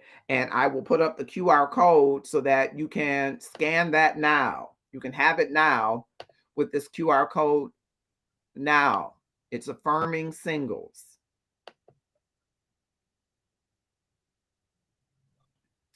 Let's see.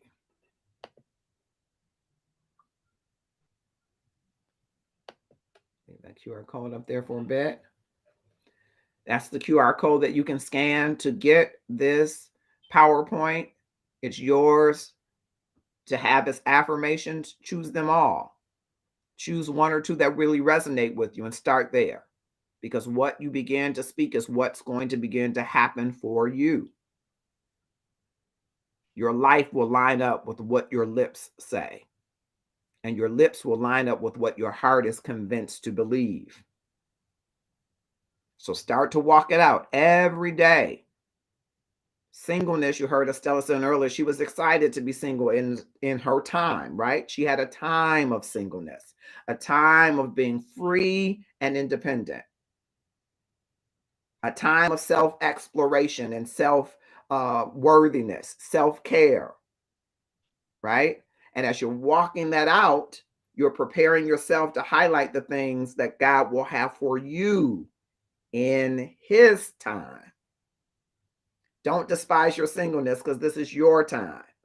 But God has his time for when you will walk into where he would have for you to go.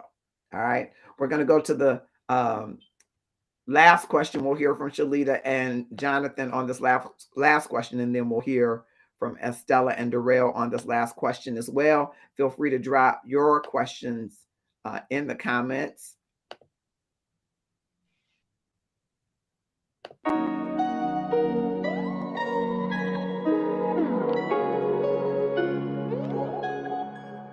What have I learned the most about myself in this relationship? I would say that the thing that I learned the most about myself is that I could sometimes have blinders when it comes to friendships, relationships, and dealing with people, because I'm a giver, I'm loyal, I'm committed, and sometimes I don't always recognize if and when someone's taking advantage of that. Mm-hmm. And so she helped me to be able to recognize that. So you can't pull one over me no more. You gotta know when to cut people off. No, seriously. And I always say, sometimes, relationships come to an end, or, if it's meant to be, it's gonna circle back around, and that's okay. But know when to move forward, and not be taken for granted of. And for me, what's the question? What did you learn the most about yourself? What I learned the most about myself in this relationship is really loving myself fully. My husband helps me to really love myself and know that he loves me just the way that I am. I always have been. I'm not a person who have low self-esteem at all. But I think in our relationship, he has been so helpful in reassuring me that I don't have to change a thing. And that is a blessing to have someone tangible. I mean, God made us the way that we are, and we should love who we are because that's how he made us. Mm-hmm. But to have somebody that's living each day with you, seeing your wrongs, your flaws, everything, and saying, I'm okay with that, and so he's helped me to love myself even the more, become the woman that I am, for sure. All right. So I'm asking you the same question, Darrell and Estella. What have you learned the most about yourself in this marriage, in this relationship? What have you learned? I've learned that I can do anything as long as I'm uh, put my mind to it, as long as I, have the confidence that I can do anything and nothing is unattainable. That's what I learned in the 20 plus years we've been married. And you did help with that because the way she supports me, that means a lot. Yes, and when I look at because growing up, I had very low self-esteem, very low self-esteem, and through the course of this marriage and me growing more in the Lord, I've come to realize that whatever it is that I want to do, that I can do it with the help of the Lord and a very supportive wife. That anything is possible. All right. I think Estella. what I have learned is that my capacity to love Mhm. was far beyond what I ever thought it was. Just the depths in which I love him, and I don't want to say what I'm willing to do for that love, but just the capacity of what that love holds.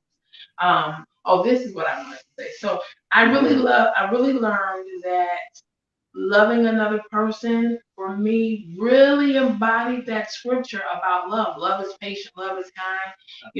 It's not puffed up. It remembers no wrong. All of those things I learned that I had the ability to do that because quite honestly, and this is seriously a transparent moment. While I wanted to get married and be a mom at some point, there was a part of me that thought I would not be good at it. I thought that I wouldn't be a good wife. And I thought that I wouldn't be a good mother. Mhm. And Why did you think that? Why did you I, think? the devil, no, The devil. the devil. To be honest, I didn't have any logical basis in it.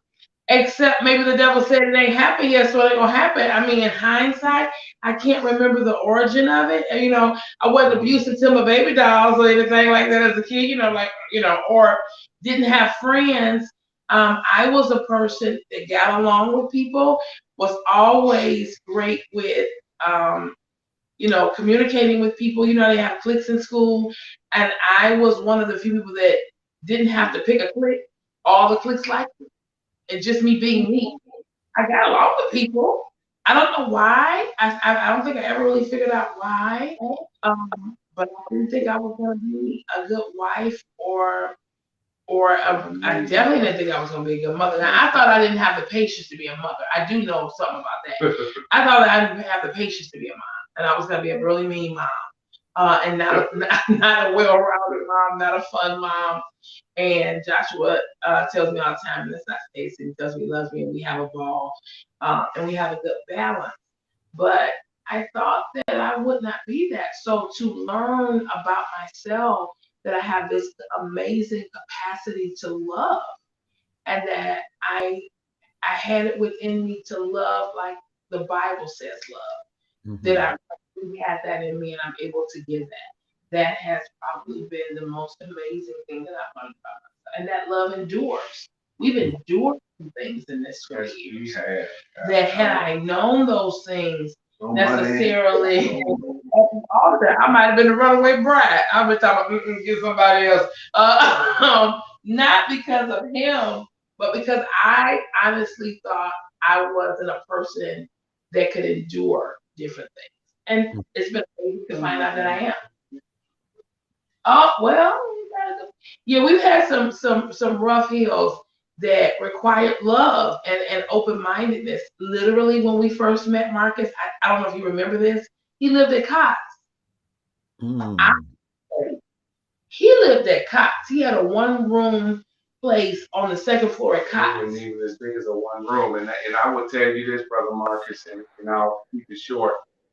I had a pastor tell me that when I went to him, it was my pastor, when I went to him and told him that we were engaged, were we? No, you were thinking about dating me. That I was. You were asking for my number.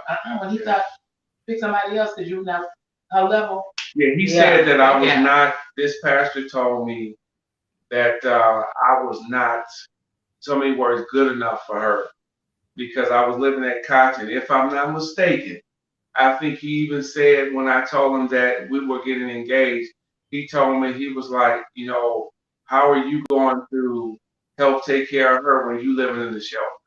And to this day, that same pastor, when we see him 20 plus years later, he wants to rewrite history. And it was a time where I used to remind him of what he said. That I say, you know, Pastor, you remember when you said I wasn't good enough for her, but I let that go because I've grown. But yeah, he told me that I wasn't good enough for her because I was living at Constant. I told her this. I said, I'm here now. I said, but I promise you that one day I'll be able to do so much for you and help take care of you. And God has been true to his promise. And so that's the history. Like I say, we definitely had some rough roads ahead. We definitely have. And those must have been faith building roads and Darrell, esteem building roads. Yes, and sir. That's something that I want singles to hear, because sometimes we do look at people, we don't future proof people, we present proof people, right? Good. We look at where people are, prove to me what you are today, and we don't look to see that there will be any value for the future. It's almost like a whole nother topic. It's almost like us not really being disciples of Jesus, who was the master carpenter. He saw the end result of something. He didn't present proof it, he future proofed it, right? And a lot of times singles, we say, what do you have today? What can you bring to the table? What can you offer me today? Where do you work? How much insurance? How long have you stayed there? What kind of car do you drive? How much is in your account? That's all present proofing. Yeah. It's and one not thing I want and to be successful in relationship, you got to future proof. You got to see the potentiality in somebody, that where they are today is not the final destination for you, the two of you. As a matter of fact, you got to see your roads coming together in an intersection and winding and turning, going up hills and down through valleys, but all the while knowing that the sun is shining on you. And that's future proofing. That I like. You know what? And you've always, Brother Marcus, ever since I met you and have known you, you never, ever look down on me. And you know, and brother, like I say, that's why we will always be friends and brothers for life, because you not one time did you ever look down on me. And you know, you knew my story, you knew where I came from.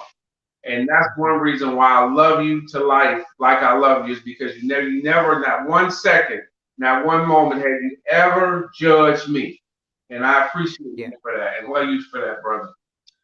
Well, I love you too, but it was future proofing. It was two things. For all that has been invested in Estella, I knew that if you needed to be pulled up, she was going to be a partner that will pull you up.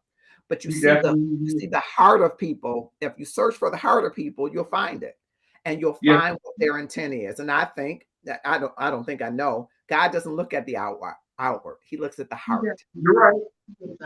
And if we could build a world where we started looking at people's hearts, we'd have to go back and ask for forgiveness, like I hope that pastor did with you. I think I know who we're talking about. But hey,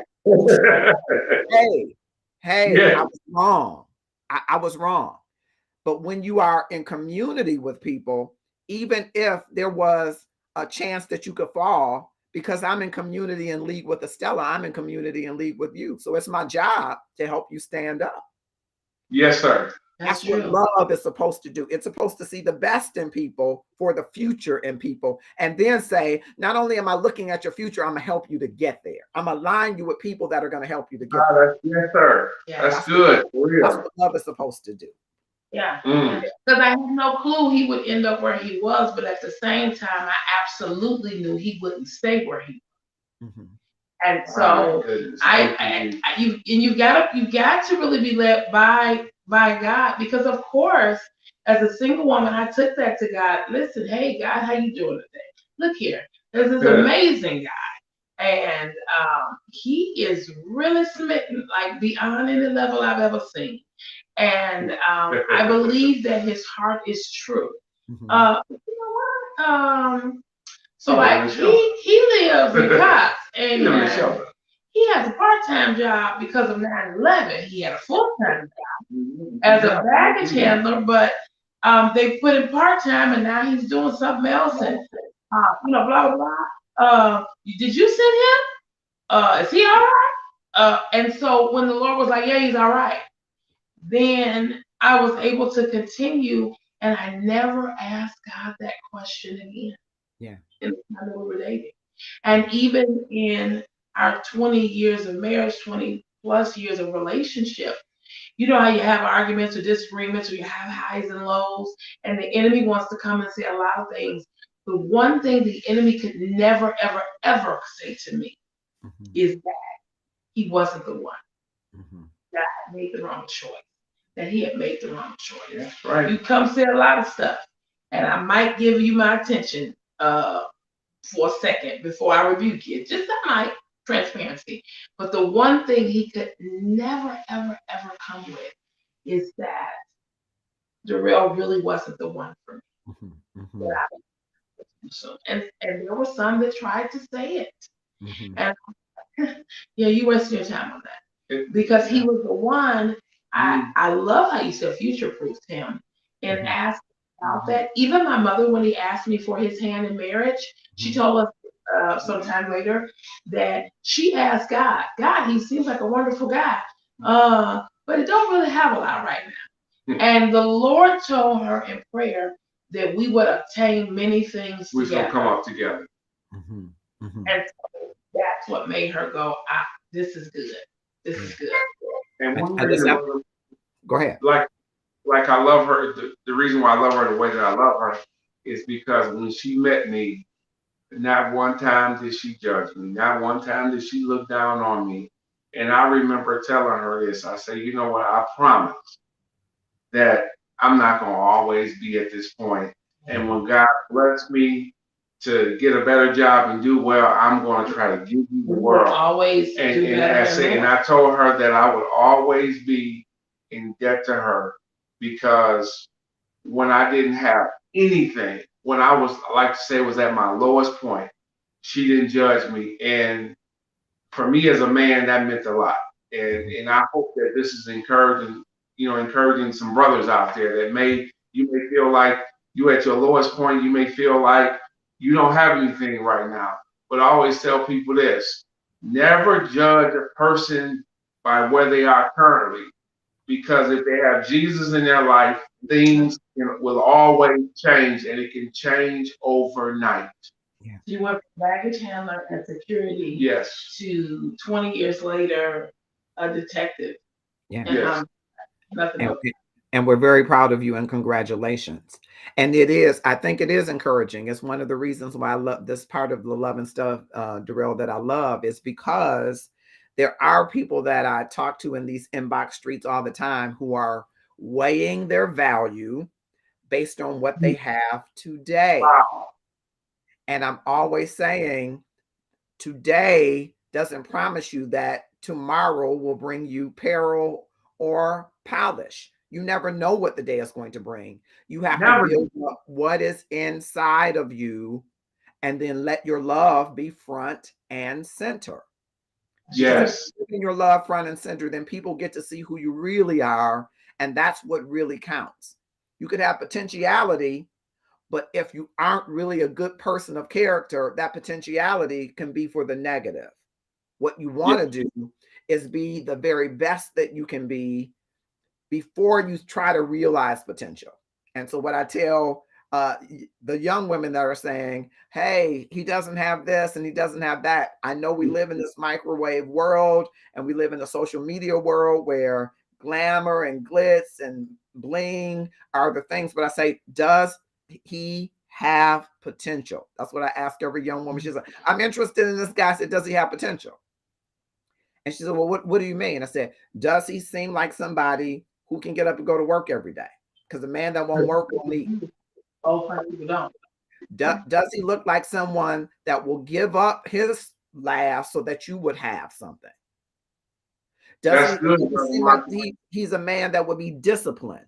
That because love is part routine. It has discipline.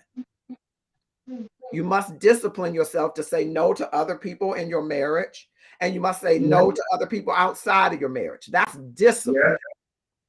It's not appetite. It's not appetite, because you're going to have an appetite. It's discipline. Yes. Do you see in that person discipline? Do you see in that person temperament? Is he in control, or is she in control of her temper? And why is that? Do you ask the person, well, why do you fly off the handle? Are you planning to work on that? It's the future proofing that we aren't doing. It's the here and now that we're holding each other hostage to. And you can never be awakened to a new love or new experiences if you relegate it to what you want and can have today. So you saying that for some brother who is thinking, I just work at Walmart. Well, brother who works at Walmart, one day you could be a detective at the police department, or you could have your own company, brother. Yes, say it. And if you're meeting a woman who is present proofing you, then she's not the one for you at this time. You need a woman who sees your potential, who is going to future proof you. And vice versa. For the sisters that are saying, all these men, all they want is sex. That is about discipline. We do want sex, and a lot of it. But it's about discipline. It's about discipline. Am I willing to live inside the confines of a covenant and discipline myself? Say it. That's good, sir. And you can see that in a person by how they discipline their life. That is so true. But we typically, which is why I just love how it unfolded, but we typically present proof. And what you're showing us, Darrell and Estella, is that we should always future proof. We should always look to see the potential of where we might end up. And isn't that the wonderment of love? Yes. Joining with someone that God has put you with and going through the valleys, going across the mountains, going through every crook and turn, knowing that God is leading you ultimately to where he wants you to go. I'm so excited. I'm going to jump in the comments real quick. That blessed me, and I wasn't trying to be the beneficiary today. That blessed me. There are so many young people, especially young people, but seasoned people as well, who say, well, I can't find anybody. And they're judging anybody by where they are today. Yes. Yes. Yeah.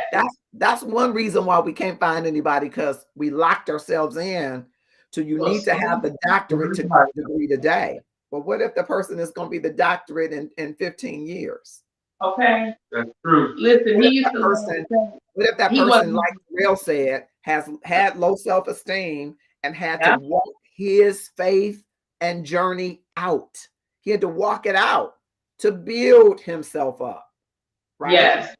And now look what God has done. Yeah. Yes. And you know what, Brother Marcus, she always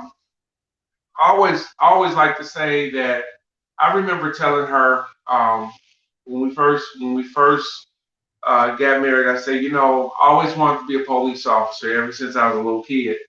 And when I was married the first time, my ex-wife told me, she said, if you become a police officer, I divorce you. We wind up getting one anyway. Thank God for that. She should be getting roses today. But I will tell you this though, that my wife, Stella told me, she said, baby, go for it. You know what I told you about Adam? You know what I told you about Adam? I said that Adam had a job, he had a career before he had a wife. Mm-hmm. Before he was Eve, Adam had an assignment. And if you don't pursue that call that is within you, you will never fully be Mm-hmm. satisfied. Mm-hmm. And I would never deny it. And Mm-hmm. I think oftentimes when you future proof somebody, something I heard when you were talking is when you future proof that person and you're confident in that as a part of your selection of that mate, you see amazing things in them that even they don't see. That's right. You saw amazing things in me that I would be a wonderful wife and a Mm-hmm. mom that I didn't see yet. Mm-hmm. I saw amazing things in Vice him versa. that he could go after a career and not just a temporary job here or there that yes paid the bills but it didn't fulfill him. I Mm-hmm. saw that in him even when he was yet to see it. Mm-hmm. And my success, Brother Marcus, I know I can say this, that my success is as a man and a husband and a father is directly tied to God and her. Because when God created the woman, woman, he created her to be a help me. Mhm. So my success, once again, is directly attributed to God and her. Mm-hmm. And I always tell people that beside, not behind, but beside every phenomenal man or great man is a great woman and vice versa. Mm-hmm. Mm-hmm. Awesome. We'll be right back. Marcus, I want to congratulate you on Love and Stuff. I really want you to know that staying grateful and understanding the power of what it is to be operating out of a space of abundance and gratitude is the most important part of every journey of every day. So, Marcus June, congratulations on this book. It's on Amazon now. That makes me so proud of you and your family and me and my family, and every single person around us gets it. So, good on you for bringing it into the hands and the laps and the Kindles of all the people. Okay? So, we're going to check it out. Can't wait to learn more. Thank you, MJ from Shires of Sunset. You can get the Gratefulness Journey every day. What are you doing in the next 30 days to transform your life? It's available on Amazon. Before we close, Darrell, I had to go back to that question I was asking you earlier. It's been 20 years and you still have the same flirtatious and giddiness about your wife that makes her blush. And I want to close with, how have you maintained that all of these years? You know, I just I always like to keep it fresh and spiced up because the thing about it is if you don't keep that going, then it could very well dry up and then die out. And that's one thing that I never ever want to happen between Estelle and I. But I Mm-hmm. always think about when I first met her, how it was just so, for me, so mind blowing. She was so beautiful and, just sexy. And I guess, I was when I met her, I was at a point where I thought for a minute that I would never ever be able to love again, that I would never ever be able to find someone that loved me just as much as I love them. Mm-hmm. And I found her, and and she's always been so beautiful to me. And every time I look at her, it's like the first time when I first met her, I was like, man, she gorgeous. And I'm gonna tell you, when we had went to this, she was at this my old pastor's funeral, and I was dating a young lady at the time, but I knew it was over then. But when I saw her, when I tell you, Brother Marcus, I did not eat nothing for the rest of the day. Seeing her beauty, I was just like, I was full. I was like, oh my God, you're so beautiful. But then I went and got at the time, my girlfriend, which was a counterfeit. I said, hey, how you doing? I want you to meet so and so.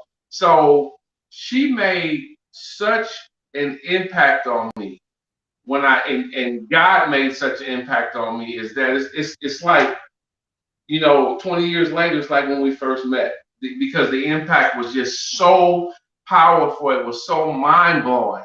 And I always said that I want to be the type of husband where, I want to always keep it fresh, always keep it spiced up, because we do have to work on, marriage. And I don't want it to just be mundane or she's just here. I appreciate her being here, dealing with me for the last 20 years. Mm-hmm. So that's why I always look at her and talk about how beautiful she is. And when she wears the hair, I always say that, I like coming home to a different woman, every week because she keeps it fresh and she keeps it spiced up. Just like I always try to make sure that I look nice for her. Like I'm all over this for a haircut, I want to get it fresh for her. Yeah. That I have how does that to make work, you feel? I have to put the work in to make sure that her and I is cool. Yeah. And Estella, how does that make you feel? Because you blush almost incessantly when he says that. And it's been that way all of these years. And so I got to believe that that is just what it is. How does that make you feel that 20 years later, your husband is still flirting with you and giddy with you? How does that make you feel? It's an amazing feeling. And it really is like an eraser, if you will. Just having him look at me and say those things, knowing that they're genuine, it erases a whole lot of stuff. It can erase a crazy day. It can erase tiredness. It can erase, all kinds of things. To know that regardless of how I'm feeling, how I'm doing, what I'm saying, how I'm looking, that he loves me and is passionate about me, makes me want to present a better me, my friend. And there are literally times, just last week, we're 20 years in, 21 in a relationship. Literally just last week, because I work from home, and so there are some days when you're never on the camera. And so he left early, and Joshua was home, had homeschool, whatever they had. And it was about 15 minutes before Darrell was due home, right? And I took off through the house, and I am throwing makeup in the air and sticking my face out, and it's landing, and I'm all this stuff. And Josh says, "What you doing all that for? You didn't look like that all day." I said, "Because my husband is coming home. And when you grow up, you're going to want your wife to do that too." Now, I don't do it every day, but I do it as often as I can. And I'm always at least trying to look very nice because he's gone through a lot. And I never want him to come home and be feel like it is battle. Oh, I'll get to that. It is a battle, but I want him to feel like it is a beautiful place. Not even the food, but my heart. I want him to come and rest on me after a long day. Yes. Because I think men need that too. You're out in the world. Yes. Being providers and all that stuff, and got warriors and for the world. Yes, and so I want it to be a place where he wants to come. So because I know he loves me, regardless if my hair is done or not, I want it to at least be nice. Because I know if he loves me, whether I'm dressed up or not, I want to look appealing. I want to be in the best mood I can be. And sometimes I have to have some prayer before he gets home. Because I never want to relate to him or take out on him all that I've done. So it's an amazing feeling. It's a rejuvenator. Even when I'm tired, it won't make me want to rise to the occasion. Wonderful. I am so glad that you all were a part of this first Black Love segments that we're going to be doing all year. And I'm going to invite you back as more questions come in. I'll try to give you the questions ahead of time, just like I did this time. Because I think there are so many singles that need to hear these stories of 20 years. I think, congratulations. This is amazing. You're amazing people. And I always thought that Darrell, an amazing young man. I always thought that. I did see something great in you, and I still see it. And of Thank you course, so I'm much thankful for that. for Stella, and I'm thankful that she did get, because there are so many suitors out there that could have went the wrong way. You know, I'm so glad that she got the one that God had for her, and it is a testament to God's love and intent for everybody to have that Yeah. opportunity in His time and in their position. So I'm going to close by asking you this last question to finish this phrase. Black love is, how would you finish that? Black love is amazing. Black love is powerful. Black love is amazing and powerful. Thank you, Darrell and Estella Dawson. Many, many more days of happiness. And you can follow them on their individual pages. They're both preachers of the gospel. And we are excited to have you here. Thank you so much for joining us. Thank you, sir. Thank you. We love you, loving stuff. Loving stuff. Amazing. I am, it worked out just the way it was supposed to work out. And I am thankful for both Jonathan and Shalita and Darrell and Estella and their contributions to the first of a series on Black love.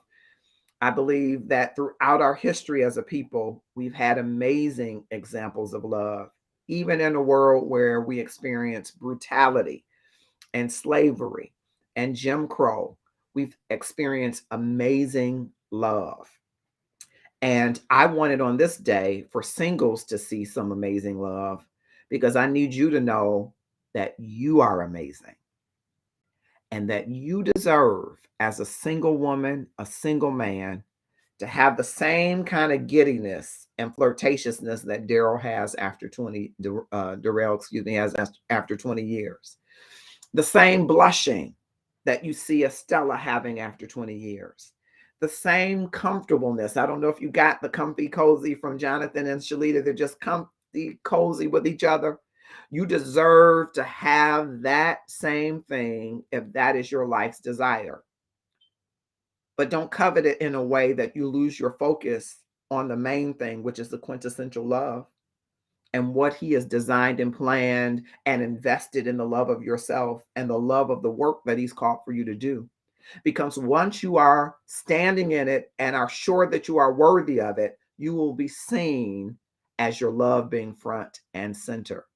I wanted on Valentine's Day, not for the singles to be sully or sullen and to sit around and to feel bad, but to look forward in hope that in God's time and in your right position, that there is love for you too.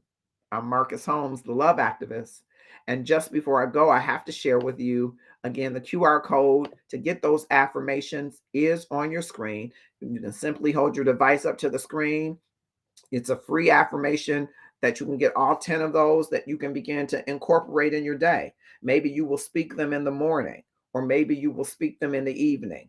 Those affirmations are available, and we will put the link on the Love and Stuff page, as well as the self-care ebook is also available. We want to make sure that you know that if you believe that you deserve more than what you've been given to yourself, the self-care ebook is available. It is what we are following inside of Love and Stuff. It's the group that is attached to our Love and Stuff page that you're welcome to join. The self-care ebook has 12 months of tools and tips on how you can take a focus on every area of your life and improve it. Now, if you really want to stop being single, you need to improve yourself, right? So January started with sleep. In this month of February, we're talking about eating right. Not living to eat, but eating to live. Feeding yourself, your body, the nourishment that it deserves. All of this is contained in the ebook. Each month, there's a different focus. We invite you to walk with us on the journey all year long. And we're, again, finding ways. There's also a Live It to Love ebook that has a specific 31-day regimen to help you jumpstart your system to eat better. One of the members of the Love and Stuff community utilized it, ran it by her doctor, which I would tell you to do the same. And the doctor approved of it for her. She needed to get to a certain weight before she had some procedures done. And this was a tool to help her. And it's a simple live it. I don't say diet, but it's a simple way to live for 31 days. And then you make a choice as to whether or not you need to make some changes in what you eat so that you will eat to live and not live to eat. That you will enjoy your food and not just your food enjoying you, right? You want to be careful what you put into your body in moderation. And there are a lot of healthy options that we all should partake in, is available now. And of course, we have Love and Stuff gear. We've given some away tonight, but we got some other Love and Stuff gear here. Of course, we got the heavy blend crew neck in our signature Love and Stuff. We also have our love. Your love is front and center. The t-shirt is available. The sweatshirt with the hoodie is available, the hoodie and the sweatshirt in different colors, different price points there, warm to take you through the rest of the season. You're welcome to get any of those products. They're available today. 35% of the net proceeds go to help those that need help. We're about upping our love game here in the community. Of course, the Kamau and Felix brand of sports talk, we couldn't leave that out. We want to make sure that you know we support our sports fellas and ladies in the sports group that's growing. Here you can get the sweatshirt and the hoodie. And I wanted to make sure that you had the opportunity to get all of those things, as well as anything else that you see on hr-passionguide.myshopify.com, including the our signature for tonight is also on the website. You can find it. This is the fitted shirt that's there. Let me know if you're interested in the hoodie. Valentine is more than a moment. It's a lifestyle. Hashtag up your love game. Fellas, you can get that for your ladies if you don't like the lipstick. But we definitely want you to support the brand. And we definitely want you to get the ebook. These ebooks are amazing. They have great information in them. People are coming and sharing the information. That's what we want you to do. We get better, not just because we have a guru or something of that nature. We get better off of feeding up off each other's experiences. And that's what Inside of Love and Stuff is designed for. It's not just designed, of course, we will bring people in who have certain expertise, but it's designed for us to walk together in these months, in these journeys, to improve our lives. I believe that gratefulness and love are speaking to your worthiness. And when they do, when love and gratefulness speaks to your worthiness, then self-care happens. And I am so intentional about self-care because as a caregiver, I didn't do a very good job of self-care. I'm not sure I did that great a job as a caregiver, but I tried my best. And I learned after that there were things that I neglected about me. And I began a journey of trying to enjoy life, to live life as if I'm worthy. What if you lived life as if you were worthy of the best? You should do it by getting the self-care ebook and joining us by joining the Inside of Love and Stuff. We've had a long show tonight. I didn't mean for it to be long, but I did mean for it to be impactful, and I hope that it was. I hope that if you're single, you now have some hope about building affirmations, being okay and content in where you are, and knowing that it's not your final destination. But hey, why not enjoy the journey along the way? I'm Marcus Holmes. I am the love activist. I am advocating for better love for you and me.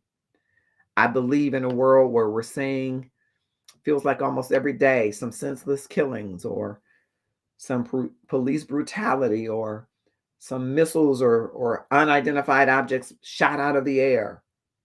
That what we really need is not another news cycle, though we should stay abreast of what's happening in our world. We need more love. Come on this journey with me.